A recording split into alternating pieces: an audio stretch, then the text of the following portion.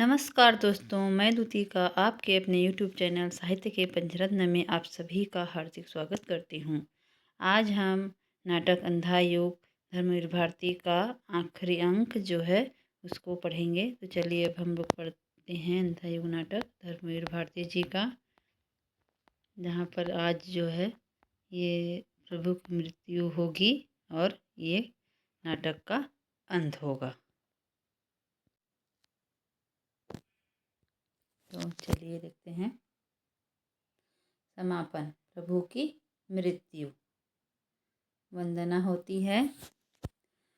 तुम जो हो शब्द ब्रह्म, अर्थों के परम अर्थ, जिसका आश्रय पाकर वाणी होती न व्यर्थ। है तुम्हें नमन, है उन्हें नमन, करते आए हैं जो निर्मल मन, सदियों से लीला का गायन। तो यहाँ वंदना हो रही है प्रभु की कि आपको जो है नमन है। हरि के रहस्यमय जीवन की है जरा अलग यह छोटी सी मेरी आस्था की पगडंडी। दो मुझे शब्द, दो रसानुभव, दो अलंकरण, मैं चित्रित करूं तुम्हारा करुण रहस्य मरण। अब यहाँ जो है कौन वंदना कर रहे हैं? धर्मवीर भारती जो है प्रभु की जो है वंदना कर रहे हैं और कह रहे हैं कि आप जो मुझे शब्द दो, रस अनुभव दो, अलंकरण दो, मैं चित्रित करूं तुम्हारा करुण रहस्य मरण। अब आखिरी अंक हो आया है, समापन की ओर हम लोग जा रहे हैं। इतने दिन तक तो हम लोगों ने जो 18 दिन के बाद की जो कथा चली वो सबको देख लिए। अब चलते हैं समापन की ओर। तो यहाँ पर होता है कथा गायन। वह था प्रभास वन क्षेत्र, महासागर तट पर नभचुंबी लहरें रह रह कर खाती थी पछाड़। था घुला समुद्री फेन समीर झकोरों में, बह चली हवा वह खड़ खड़ खड़ कर उठे ताड़। थी वन तुलसा की गंध वहाँ था पावन छाया में पीपल, जिसके नीचे धरती पर बैठे थे प्रभु शांत मौन निश्चल। लगता था कुछ कुछ थका हुआ वह नील मेघ सा तन सामल, माला के सबसे बड़े कमल में बंग मची एक पंखुरी केवल। पीपल के दो चंचल पातों की छायाएं रह रह कर उनके कंचन माथे पर हिलती थी। वे पलकें दोनों तंद्रा लस्थी अधखोल थी।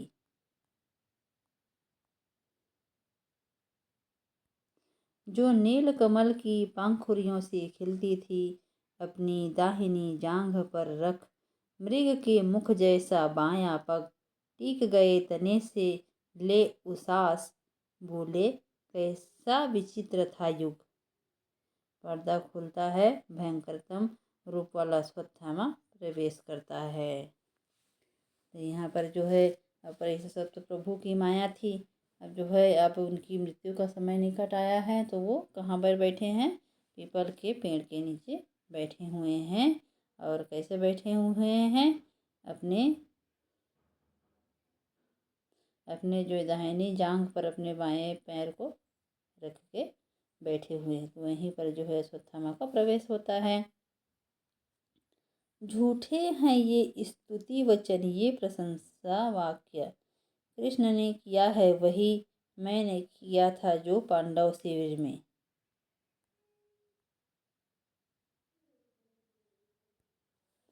सोया हुआ नशे में डूबा व्यक्ति होता है एक सा, उसने नशे में डूबे अपने बंधुजनों की है व्यापक हत्या। अब वो अश्वत्थामा कह रही हैं कि कृष्ण ने भी वही किया जो मैंने किया था। देख अभी आया हूँ सागर तट की उज्जवल रेती पर, गाढ़े गाढ़े काले खून में सने हुए यादव योद्धाओं के अगणित शव बिखरे हैं। जिनको मारा है खुद कृष्ण ने, उसने किया है वही मैंने जो किया था उस रात। अब वे कह रहे हैं कि क्या फ़र्क है, मैं अभी सागर तट पर से घूमता हुआ आ रहा हूँ, ये जो अब जो ये श्राप पाकर जो है इधर उधर घूम रहा है, कौन? अश्वत्थामा। और कह रहा है कि जो पांडवों ने जो काम किया, मैंने जो काम किया पांडवों के साथ, वही काम तो ये अपने बंधुजनों के साथ कर रहा है। कौन? कृष्ण। खुद इसने अपने कुल के लोगों को मार डाला। फर्क इतना है, मैंने मारा था शत्रुओं को, पर उसने अपने ही वंश वालों को मारा है। वह है अश्वत्थ वृक्ष के नीचे अश्वत्थ वृक्ष के नीचे बैठा वहाँ, शक्ति क्षीण तेजहीन थका हुआ। उससे पूछूंगा मैं, यह जो करोड़ों लोगों की यातना उतर रही है मेरे मांस को। कह रहा है कि मैंने तो कम से कम अपने शत्रुओं को मारा, लेकिन ये कृष्ण तो है जो अपने ही कुल के लोगों को मार रहा है।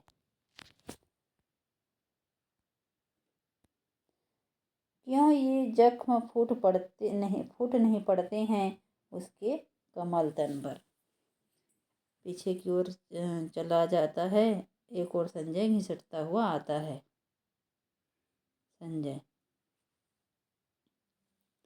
मैंने कहा था कभी, मुझको मत बाहें दो फिर भी मैं घेरे रहूँगा तुम्हें। मुझको मत नयन दो फिर भी देखता रहूँगा। मुझको मत पग दो लेकिन तुम तक मैं पहुँच कर रहूँगा प्रभु।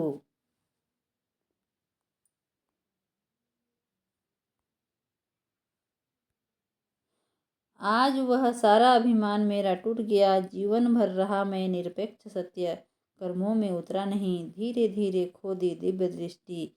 उस दिन वन के उस भयानक अग्निकांड में घुटने भी झुलस गए। घुटने भी जो है क्या हो गए हैं, झुलस गए हैं। पीछे की ओर विंग्स के पास एक व्याध आकर बैठ जाता है और तीर चढ़ाकर लक्ष्य संधान करता है।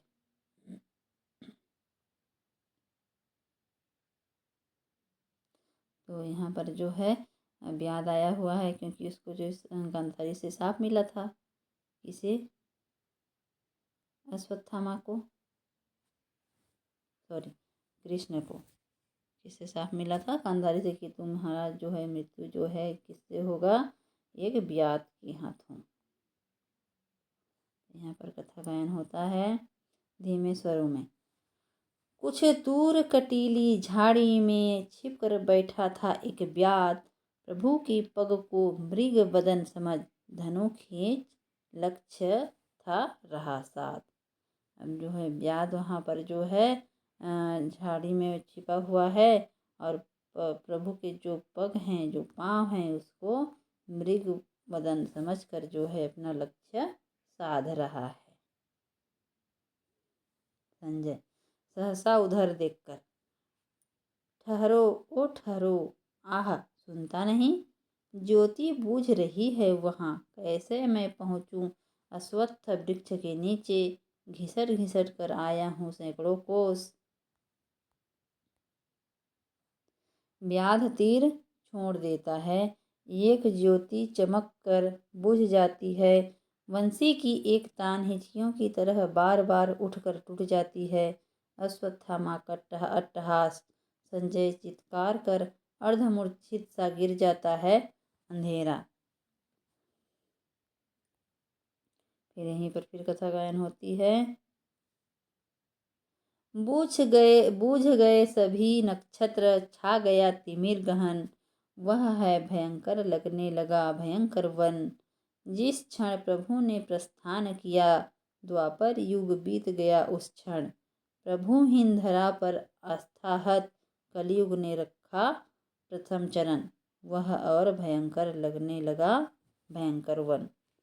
तो यहाँ पर कथा गायन हो रहा है कि बुझ गए सारे नक्षत्र, सभी जो तरफ जो है अंधेरा छा गया, और सभी तरफ जो है भयंकर सा लगने लगा है।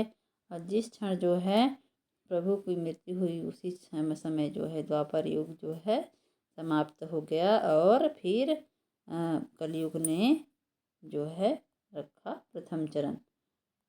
तभी ये और भी भयंकर होने लगा है। तो अश्वत्थामा का प्रवेश। केवल मैं साक्षी हूँ। मैंने तारों के झुरमुट से छिप कर देखी है उसकी मृत्यु। तीखी नुकीली तलवारों से झोंकों में हिलते ताड़ के पत्ते मेरे पीप भरे जख्मों को चीर रहे थे, लेकिन सांसें साधे मैं खड़ा था मौन। अब कह रहा है कि मैंने जो है कृष्ण को मरते हुए देखा है। सहसा आर्त स्वर में, लेकिन हाय मैंने यह क्या देखा। तलुओं में बाण बिंधते ही पीप भरा दुर्गंधित नीला रक्त वैसा ही बहा जैसा इन जख्मों से अक्सर बहा करता है। चरणों में वैसे ही घाव फूट निकले। सुनो मेरे शत्रु कृष्ण सुनो, मरते समय क्या तुमने इस नर पशु अश्वत्थामा को अपने ही चरणों में धारण किया। तो कह रहा है कि मैंने तो चुपके से उसकी मृत्यु देख रहा था। तो मैंने क्या देखा कि जिस तरह से मेरे घावों से जो निकल रहा है पीप, जो खून जो भी निकल रहा है वैसा ही जो है कृष्ण के पाँवों से निकलने लगा। तो कह रहा है कि तो उसको ये लग रहा है कि वो कह रहा है अपने मन में कि मरते समय क्या अश्वत्थामा को ही अपने चरणों में तुमने धारण कर लिया था।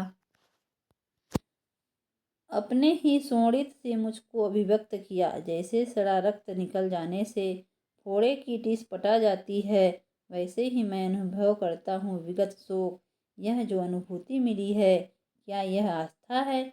यह जो अनुभूति मिली है, क्या यह आस्था है। युत्सु का दुरागत स्वर। युत्सु, सुनता हूँ किसका स्वर इन अंधलोकों में। किसको मिली है नई आस्था, नरपशु अश्वत्थामा को।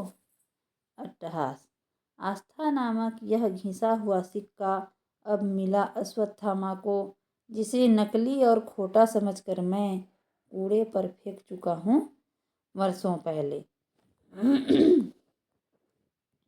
संजय, यह तो वाणी युत्सु की अंधे प्रेतों की तरह भटक रहा जो अंतरिक्ष में। युत्सु अंधे प्रेत के रूप में प्रवेश करता है। जो युत्सु जो है मर चुका है। युत्सु, मुझको आदेश मिला तुम हो आत्मघाती, भटकोगे अंधलोकों में। धरती से अधिक गहन अंधलोक कहाँ है। तो कह रहा है कि मुझे तो आदेश मिला हुआ है कि उसने जो आत्महत्या कर ली थी, तो उसको कहा गया है कि तुम अंधलोक में भटकोगी। इसीलिए और धरती से बड़ा कहीं अंधलोक है ही नहीं। पैदा हुआ मैं अंधेपन से, कुछ दिन तक कृष्ण की झूठी आस्था के ज्योति वृत्त में भटका, किंतु आत्महत्या का शिला द्वार खोलकर वापस लौटा मैं अंधी गहन गुफाओं में। आया था मैं भी देखने यह महिमामय मरण कृष्ण का। जी कर वह जीत नहीं पाया अनास्था, मरने का नाटक रचकर वह चाहता है बांधना हमको। लेकिन मैं कहता हूँ वंचक था, कायर था, शक्तिहीन था वह। बचा नहीं पाया परीक्षित को या मुझको, चला गया अपने लोक। अंधे युग में जब जब शिशु भविष्य मारा जाएगा ब्रह्मास्त्र से, तक्षक डसेगा परीक्षित को, या मेरे जैसे कितने युत्सु कर लेंगे आत्मघात, उनको बचाने कौन आएगा। तो युत्सु कहता है कि ये कृष्ण ने अच्छा नहीं किया, जैसा भी था, लेकिन इसने जो है परीक्षित को भी नहीं बचाया, किसी को भी नहीं बचाया। अब जब तक भविष्य में शिशु जन्म लेंगे को मारा जाएगा ब्रह्मास्त्र से, और तक्षक डसेगा परीक्षित को, या मेरे जैसे कितने युत्सु कर लेंगे आत्मघात, तो उनको बचाने कौन आएगा। क्या तुम अश्वत्थामा तुम हो अमर हो। अश्वत्थामा, किंतु मैं हूँ अमानुषिक अर्धसत्य। तर्क जिसका है घृणा और स्तर पशुओं का है।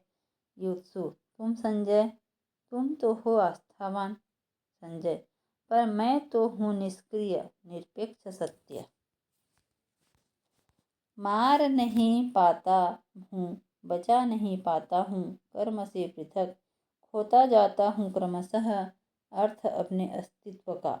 युत्सु, इसलिए साहस से कहता हूँ, नियति है हमारी बंधी प्रभु के मरण से नहीं। मानव भविष्य से परीक्षित की जीवन से कैसे बचेगा वह, कैसे बचेगा वह, मेरा यह प्रश्न है। प्रश्न उसका जिसने प्रभु के पीछे अपने जीवन भर घृणा सही, कोई भी आस्थावान शेष नहीं है। उत्तर देने को वृद्ध याचक हाथ में धनुष लिए प्रवेश करता है। ब्याज, मैं हूँ शेष उत्तर देने को भी। युत्सु, तुम हो कौन, दिख नहीं पड़ता है। ब्याज, अब मैं वृद्ध व्याध हूँ, नाम मेरा जरा है। बाण है वह मेरे ही धनुष का, जो मृत्यु बना कृष्ण की। पहले मैं था वृद्ध ज्योतिषी। तो ये जरा कह रहा है कि वह बाण जो कृष्ण को जो जिससे मृत्यु हुई वो मेरा ही है, मेरा नाम जरा है। तो कह रहा है कि बाण है वह मेरे ही धनुष का, जो मृत्यु बना कृष्ण की। पहले मैं था वृद्ध ज्योतिषी, वध मेरा किया अश्वत्थामा ने। प्रेत योनि से मुक्त करने को मुझे कहा कृष्ण ने।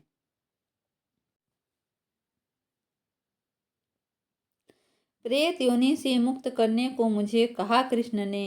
हो गई समाप्त अवधि माता गंधारी के शाप की। उठाओ धनुष फेंको बाण, मैं था भयभीत किंतु वे बोले। अश्वत्थामा ने किया था तुम्हारा वध, उसका था पाप दंड मैं लूंगा। मेरा मरण तुमको मुक्त करेगा प्रेत काया से। तो यहाँ पर जो है साप जो है ये तो सब प्रभु की रची हुई माया है। तो वृद्ध कह रहा है कि प्रभु ने जो है मुझे उस समय तो उसने कहा था कि मुझे प्रेत योनि से मुक्त करने के लिए प्रभु ने जो है अपनी मृत्यु स्वीकार कर ली। वहाँ पर तो है गंधारी माता के जो है शाप का अवधि समाप्त हो चुकी थी, लेकिन फिर भी उन्होंने ये कार्य किया। तो कह रहे हैं कि ये अश्वत्थामा का पाप था। तो अश्वत्थामा, मेरा था पाप, किया मैंने वध किंतु हाथ मेरे नहीं थे वे। हृदय मेरा नहीं था वह, अंधा युग बैठ गया था मेरी नस नस में। अंधी प्रतिहिंसा बन, जिसके पागलपन में मैंने क्या किया, केवल अज्ञात एक प्रतिहिंसा। जिसको तुम कहते हो प्रभु, वह था मेरा शत्रु, पर उसने मेरी पीड़ा भी धारण कर ली। जख्म है बदन पर मेरे, लेकिन पीड़ा सब शांत हो गई बिल्कुल। मैं दंडित लेकिन मुक्त हूँ। वो कह रहे हैं कि जैसे ही कृष्ण ने जो है इनकी मृत्यु हुई, उसने जो है मेरी पीड़ा को हर ली, और भले ही मेरे शरीर में घाव बने हुए हैं, लेकिन मैं जो है पीड़ा से मुक्त हूँ। युत्सु, होती होगी वधिकों की मुक्ति प्रभु के मरण से, किंतु रक्षा कैसे होगी अंधे युग में मानव मनुष्य की, प्रभु के इस कायन मरण के बाद। अश्वत्थामा, कायन मरण, मेरा था शत्रु वह, लेकिन कहूँगा मैं दिव्य शांति छाई थी उसके स्वर्ण मस्तक पर।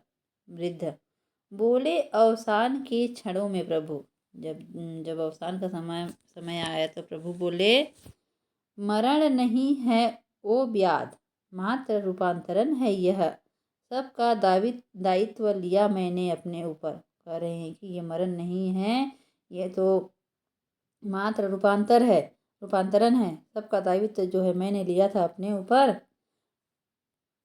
अपना दायित्व सौंप जाता हूँ मैं सबको। अब तक मानव भविष्य को मैं जिलाता था, लेकिन इस अंधे युग में मेरा एक अंश निष्क्रिय रहेगा। आत्मघाती रहेगा और विगलित रहेगा। संजय युसु अश्वत्थामा की भांति, क्योंकि इनका दायित्व लिया है मैंने। बोले वे, लेकिन शेष मेरा दायित्व लेंगे, बाकी सभी मेरा दायित्व वह स्थित रहेगा। हर मानव मन के उस वृत्त में जिसके सहारे वह सभी परिस्थितियों का अतिक्रमण करते हुए नूतन निर्माण करेगा पिछले ध्वंसों पर। मर्यादा युक्त आचरण में, नित नूतन सृजन में, निर्भयता के, साहस के, ममता के, रस के क्षण में जीवित और सक्रिय हो उठूंगा मैं बार बार। अश्वत्थामा, उसके इस नए अर्थ में क्या हर छोटे से छोटा व्यक्ति विकृत, अर्धबर्बर, आत्मघाती अनास्था में अपने जीवन की सार्थकता पा जाएगा? वृद्ध, निश्चय ही वे हैं भविष्य,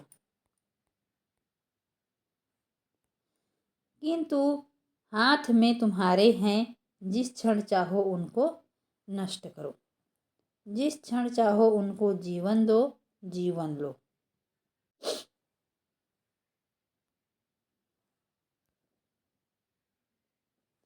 संजय, किंतु मैं निष्क्रिय अपंग हूँ। अश्वत्थामा, मैं हूँ अमानुषिक युत्सु और मैं हूँ आत्मघाती अंध। वृद्ध आगे आता है। शेष पात्र धीरे धीरे हटने लगते हैं, उन्हें छिपाते पीछे का पर्दा गिरता है। अकेला वृद्ध मंच पर रहता है। वे हैं निराश और अंधे और निष्क्रिय और अर्धपशु, और अंधियारा गहरा और गहरा होता जाता है। क्या कोई सुनेगा? जो अंधा नहीं है और विकृत नहीं है और मानव भविष्य को बचाएगा। मैं हूँ जरा नामक व्याध, और रूपांतरण यह हुआ मेरे माध्यम से। मैंने सुने हैं ये अंतिम वचन मरणासन्न ईश्वर के, जिसको मैं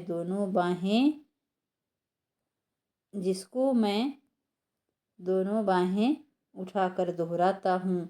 कोई सुनेगा? क्या कोई सुनेगा? क्या कोई सुनेगा? फिर आगे का पर्दा गिरने लगता है।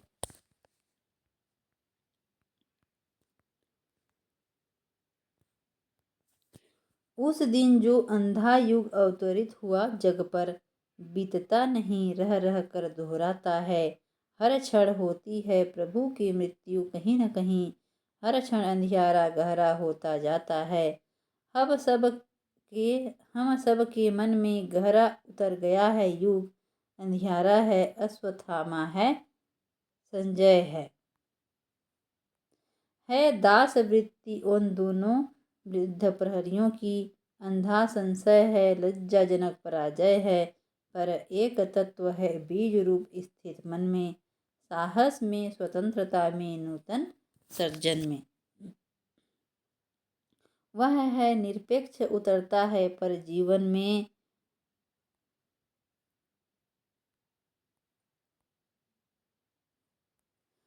दायित्व मुक्त, मर्यादित मुक्त आचरण में उतना जो अंश हमारे मन का है, वह अर्ध सत्य से, ब्रह्मास्त्रों के भय से मानव भविष्य को हरदम रहे